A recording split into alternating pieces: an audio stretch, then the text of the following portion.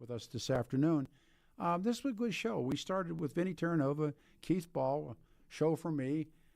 Those guys live in Sturgis, and the Blade and the Bandit. We talked about the toy run that's next Sunday and Easy Riders, and then an amazing book, Family of Spies, and then dropped into Open Lines. And you have to prep up for good Open Line Saturday, but all the issues that I brought them up earlier in the week. I got the chance to fill in for Jeff and Billy, and we have marked this Kennedy assassination time, the end of November, and John Kennedy, of course, goes to Texas and goes to Dealey Plaza, and he's killed allegedly by Lee Harvey Oswald, and the beat begins. I could firmly say, and I think probably many of you would say as well, it's a lie. The Warren Commission is a lie. What has been said about that terrible day is a lie. Now, do I know the truth? No. I mean, I couldn't go in and say, here's the truth. But I know that what the official report was a lie. And that was really, in my lifetime, really the first time that they really threw that hard lie. And then we talked about Nuremberg and the military tribunal after the Second World War, when people said, well, my defense is I was just following orders. And the tribunal said no. And then we're talking about this Afghan who's in this country and the role that Bush and Cheney play in that. We got the green light. Ladies and gentlemen, please welcome to the show. We've not met before. Hey, Jim. Jim Pfaff is our guest. Thanks for coming on the show, man. Good to have you here. Good to have you, too. Actually, we've met before. I looked at you. I know you. Neville's chief of staff. I know you. I know you, dude. That's dude, right. I know you. That's right. Yeah, you were with So Pat. a lot of people, a lot of people might remember me as I used to be a national representative for family policy councils that focused on the family. I ran the marriage amendment in 2006. I know you. Yeah, when you had some very interesting revelations the day before that election. So yeah, no, we go a little ways back. Let's unpack. It's good to see you. And you're here. Yeah, you too, sir. You're in Colorado? No, actually, I'm sitting in Indiana right now. Although I live about 70% of the year in D.C. area, running the conservative caucus, which is Ralph. Yeah. Sorry. It's okay. Which it's Howard Phillips' organization that he founded in 1974, and I'm president of that organization. So still do a lot of work in D.C., having been chief of staff for Congressman Tim Huelskamp from Kansas and also for Thomas Massey of Kentucky. I was his chief of staff for a while. Jim, pronounce your last name so I do it right. Pfaff. That's what I thought. I said I don't want to screw it up, but I thought, I know this guy. As soon as I saw you, I said, I know this guy. So, is there? And I know the answer. I think I know the answer. Is there something called Potomac fever, where a normal human being like yourself gets lured into it? Is that hold up? It actually is quite real. What's interesting about me? So Tim Huelskamp, when I went to work for him, I was on another station there. Well, you can say it. Yeah, well, I was on KLZ for 4 years. I had a daily radio show on KLZ. And so I was there. I had founded Americans for Prosperity, and I was doing some consulting.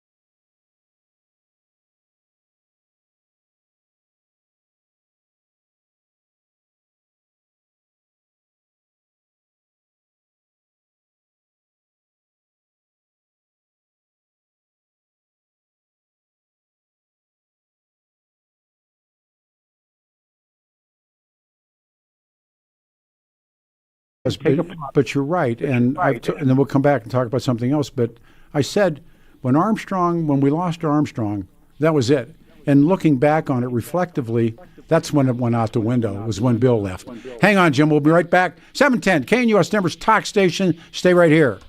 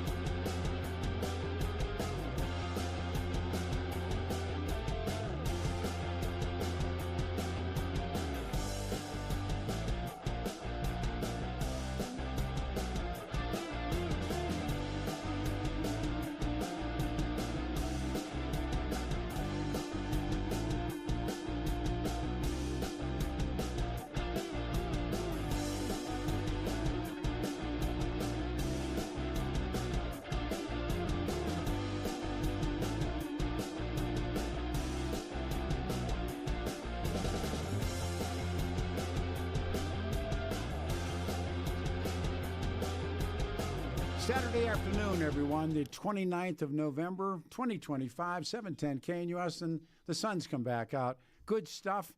303-696-1971 is our phone number if you want to jump in. And quickly, you ever feel, and again, conflicted when somebody on the street hits you up for money?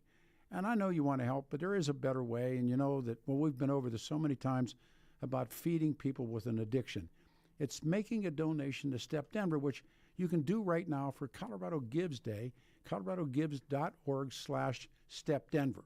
Now, every day, men walk through the doorstep on Lammer Street, right in front of Coors Field, and make a commitment to becoming sober, working, accountability, recovering from their addiction, and rebuilding their lives. stories are unbelievable. I've witnessed them firsthand.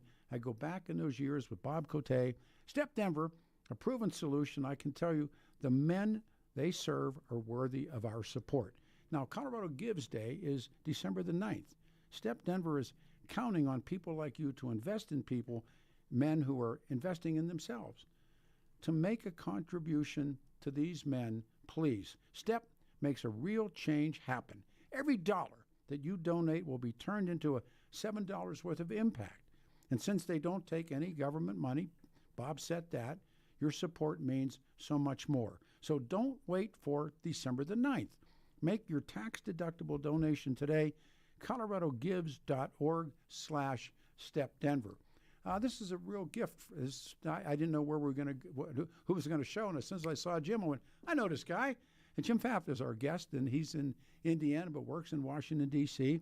He's the president of the Conservative Caucus, because I think you like political trivia. I got one that I read last night that I had never seen. Maybe I'd seen before, but I don't recall it because I was going to go in and out of the Kennedy thing today. Do you know what, big deal if you don't, what Jack Kennedy's last words were? I've heard this before, and I totally forget it. He's in the limo with Lyndon Johnson, and they're about to make the turn towards the bookstore, and Johnson says to the president, he says, I got to look at my notes now to find it. He says, Mr. President, where are you, Peter? You had notes here a second ago. But he tells him, oh, here it is. Mr. President, they can't make you believe now that there are not some in Dallas who don't or do love you and appreciate you, can they? And Kennedy says, no, they sure can't. His last words. Jeez. Amazing. That's just real.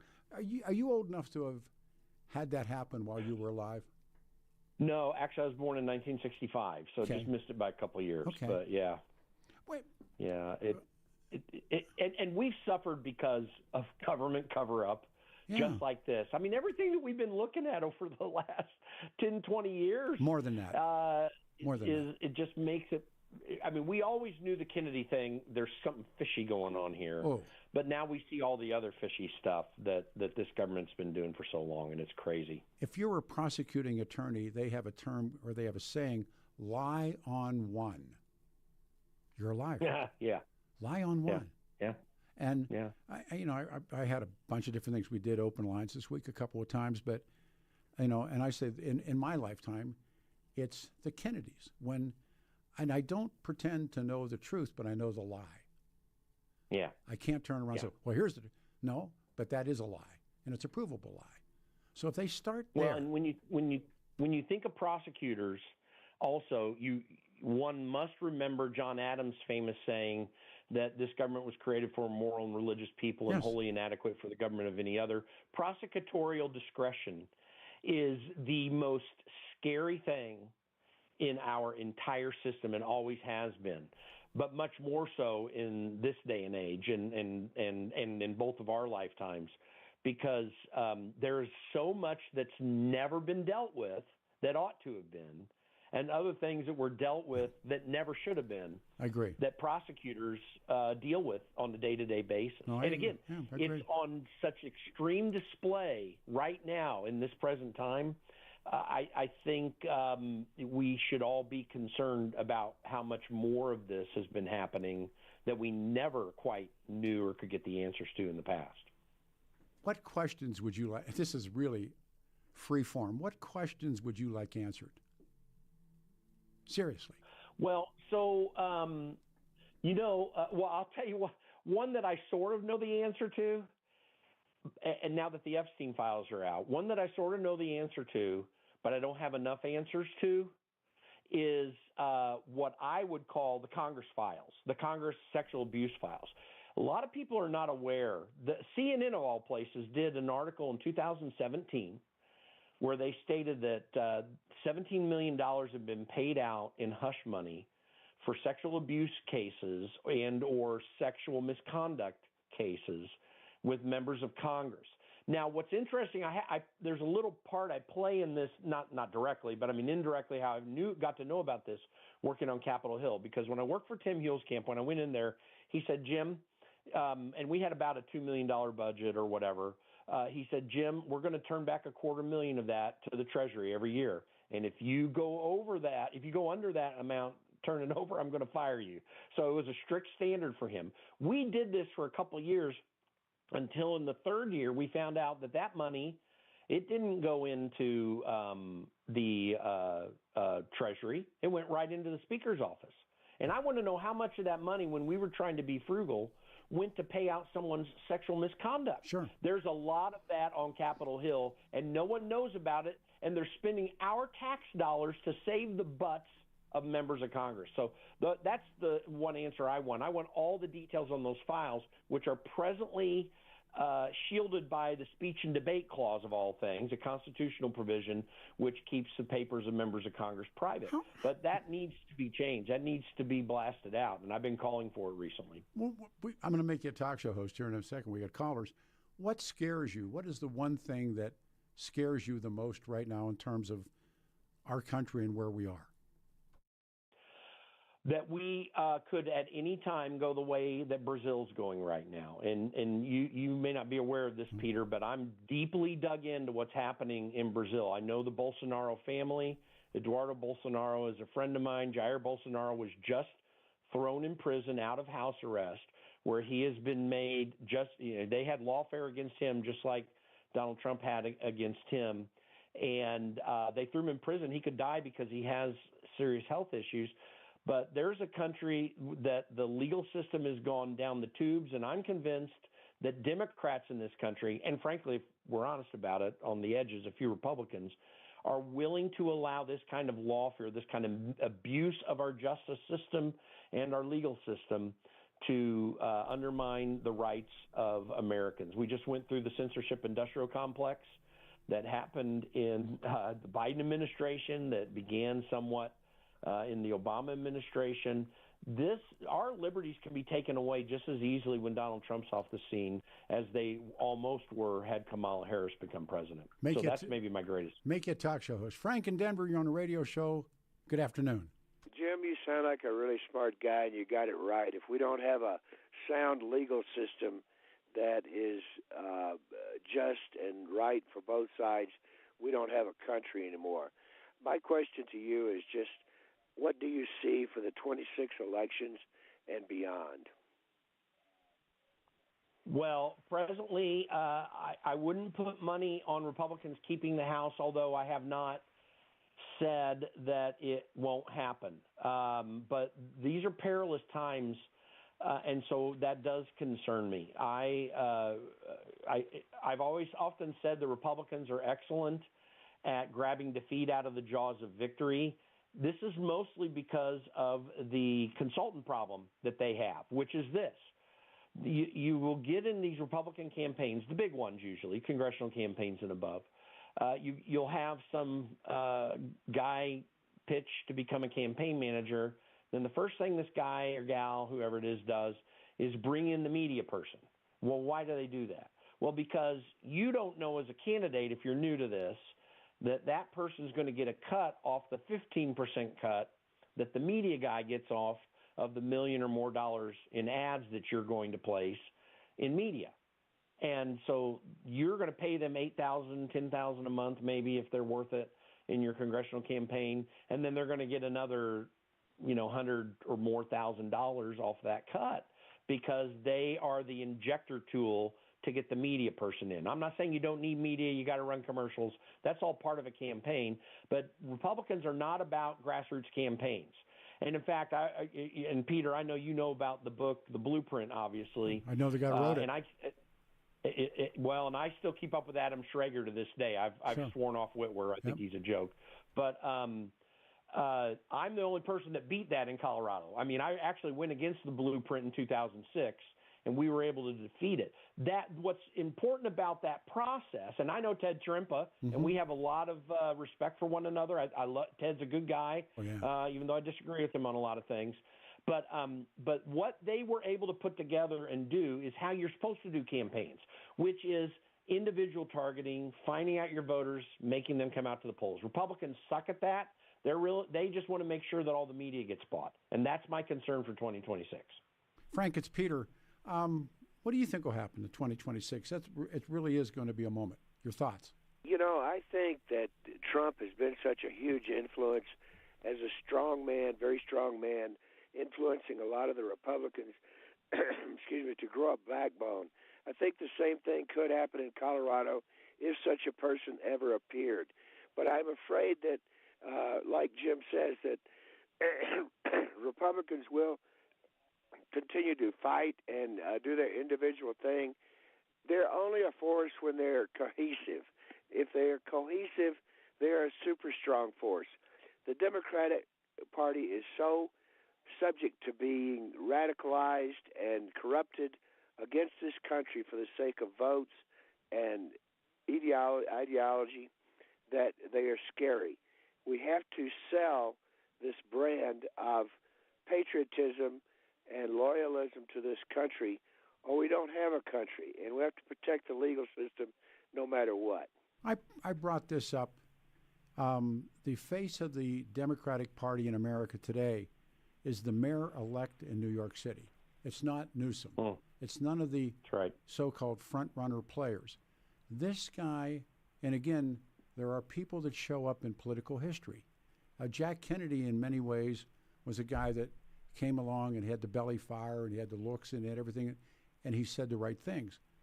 This guy in New York, and I wrote a column about this, Jim, on the day that Dick Cheney died, a Ugandan-born Muslim socialist becomes the mayor of New York, the capitalist capital, Wall Street, of the Western world. Now, this guy is now the face of that party. Do you buy that? Yeah. Yeah, okay. Oh, I absolutely do. Yeah. And in fact, people were saying, oh my gosh, someone's got to get Andrew Cuomo elected. And I'm sitting there saying, can you tell me substantively what the difference between Andrew Cuomo and Zoran Mamdani is? There's not much. Mamdani's probably honest. Yeah, he's honest about it. Right, exactly. I mean, it was Andrew Cuomo who shut down New York. Please. It's Andrew Cuomo who sent old people back in to COVID-infested nursing homes. I mean, it's crazy. And the guardian angel, I did a radio show with him, and please, I mean, why are you there? Curtis Lewa, why are you there? He had been shot. He said John Gotti Jr. shot him. If you remember that, he'd been shot in the back of a cab. But I mean, I'm thinking, there's a word called a jackass, and these guys. I'm watching this stuff, and this is, So, what do you think, Frank, in terms of? Because I think the Democratic Party is going to take a really interesting turn here, because seemingly, reading polling data, and Jim, I'm sure you do more than I do, I'm a geek about reading raw numbers. This guy in New York has a tremendous amount of support of 30-year-old young men and women in this country and under. That should be of some concern, Jim, to the party. Who's your guy? That's your guy. And I think Gen Z's still out. Where Gen Z is going to go with all this is still out, because there's a conservative streak in Gen Z referenced by the Charlie Kirk style thing that is a very real thing. But the desire to play with socialism is very strong in a group of people that frankly have been abused by our political system economically. The ability to buy a house for Gen Zers is very low right now. It's big. Every one of our economic woes in this country, Peter, is probably 90% a direct cause of government. Not a cause of capitalism, the failure of capitalism, or the failure of free markets. No, it's just the opposite. It's because the government system, the corporatist government system, rigs the market system where it can for its own benefits, particularly in the healthcare system now, but in many other areas. When guys are talking about 50-year mortgages, and they're talking about you're laughing, but it's not a laughing matter. They're legitimately talking about 50-year mortgages. Yeah. Wow. It's crazy. You hold on, sir. Frank, thank you for your call. Folks on the phone, stay there. 710 KNUS, Denver's talk station. Good afternoon, everybody. 303-696-1971. There's two lines open. Right back after this.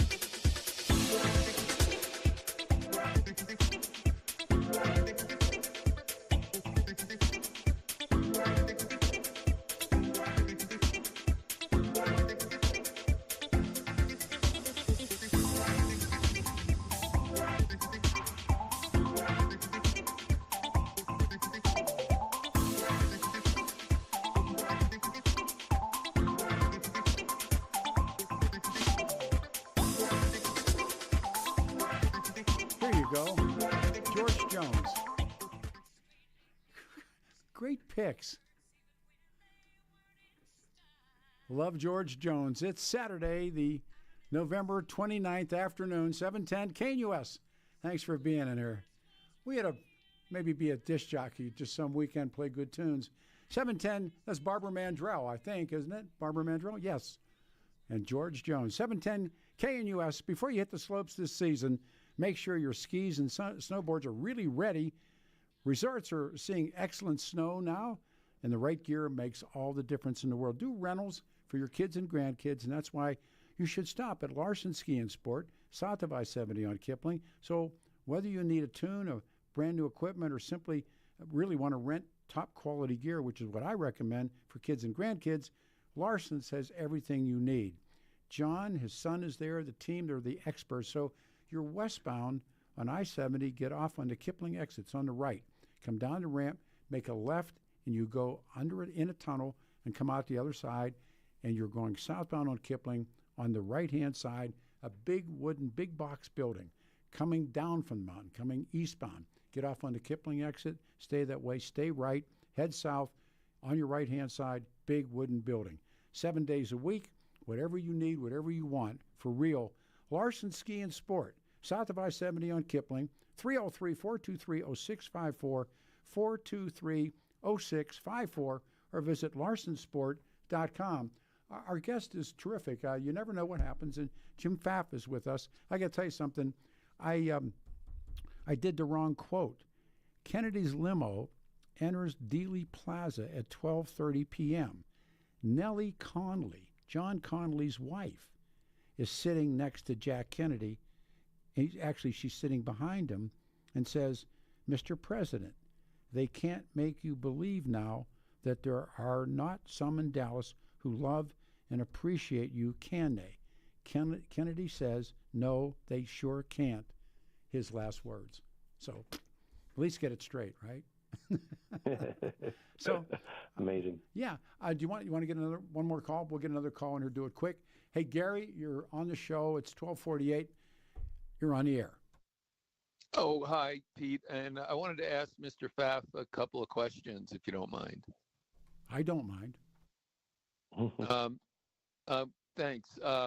One, I wanted to ask you if do you disagree with any of Trump or his administration's actions or policies? And secondly, how do you feel about Donald Trump and his family and Steve Witkoff personally enriching themselves because of their positions in the government?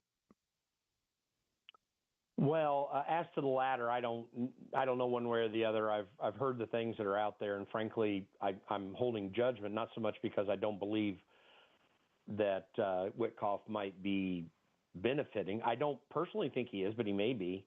I've seen worse. But I also know that there are some other motives around the revelations that have come out. So until I can get more information, I can't judge that well enough. And I will say, as to Donald Trump Jr. and Eric and how they're benefiting, they're running their own business. I don't know that I need to be so critical of Donald Trump himself on that. We'll have to see. And again, I'll always listen to information. When it comes to Donald Trump, though, one action I disagree with is don't go after Thomas Massey, and definitely don't go after his recent marriage, where you're saying that there might be something about that. And I'm saying that with knowledge. Thomas is a friend of mine. I was his chief of staff for 2 years. In fact, Peter, before I came to work for Pat Neville, I was Thomas's chief, and I came to Colorado specifically to help out Pat when he had become a minority leader at Pat's request. I left Thomas to do that. I'm close to Thomas. Both of us are. I knew Rhonda, his wife, who died. There's nothing nefarious about him getting remarried, and there are people who get remarried quickly. So that's one action, going after Thomas Massey. If Donald Trump had 220 Thomas Masseys, he would get everything that he ever wanted in his focus as president. That it would happen, whether it comes to the security issues and dealing with the deep state, or whether it even comes to spending issues in DOJ. He'd have everything. So stop that. I wish he would not do that. The second thing, though, is Donald Trump does need to get, in my opinion, aggressive about cutting government spending and take the risk of whatever seeming blowback in the short run would happen. Of course, I don't think that would happen because what Elon Musk was doing with Doge was working tremendously well, and Doge still exists. And I just think the American people want that effort to happen. Now, I'm a very constitutionalist. I want us to get back to a constitutional order. We're not in a constitutional order well enough as we should be, according to Article 1, Section 8 right now. But the American people, I think many people want to get back to the Constitution, but they don't understand entirely what that is. But one thing that they do understand very well is they do not want a Joe Biden, Barack Obama, George W. Bush style of government anymore that is nearly authoritarian, or at least authoritarian in certain ways, that is destructive to the point that you had both Bush and even worse, Obama, using drones in unauthorized fashion all over the world, even in Obama's case, killing an American citizen. They don't want that kind of stuff. They don't want the deep state. They don't want to be censored in what they think. So. All right. I'll let everyone judge for themselves about what you just said, but I'm assuming that you agree with all of Trump and his administration's policies, since you didn't express any that you disagree with. So thanks for your answer. And now you're a talk show, but you're a talk show host anyhow, so thank you. All right, we're coming up on time. It's about 8 minutes before the hour. So what have you? And this is a first blush. We haven't sat and talked for a long time. We have 2 minutes left, Jim. What have you learned in all these years? Now, I know you did talk radio and boots on the ground in D.C. What have you learned? What's the lesson? Well, I'm more reaffirmed in my knowledge of how we must mitigate the natural badness of mankind, and that's what that's all about. Listen, Peter, you're a good man. I have great respect for you, but I know you're not perfect. I know that you have your weaknesses. You know that I have mine. I'm not saying that we don't have some relative sense of good about people, but we underestimate, and I realize this more than ever, how much people are willing to twist a system for their benefit. Whether it doesn't matter if it's Donald Trump or Barack Obama or me working as a chief of staff on Capitol Hill. Anyone could be doing that. What we're trying to fight all the time is that. That's what we're trying to mitigate in politics. As I say, this politics thing would be easy if I didn't have to deal with people. This is a people business.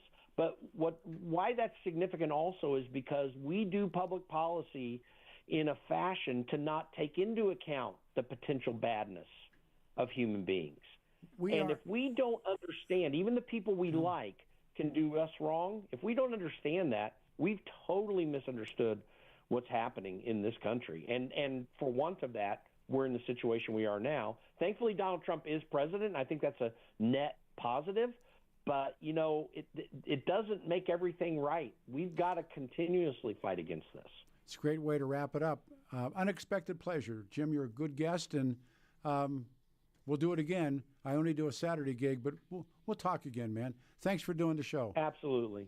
I have such great respect for you, Peter. Kind. Thank you so much. Thanks, brother. All right, everybody.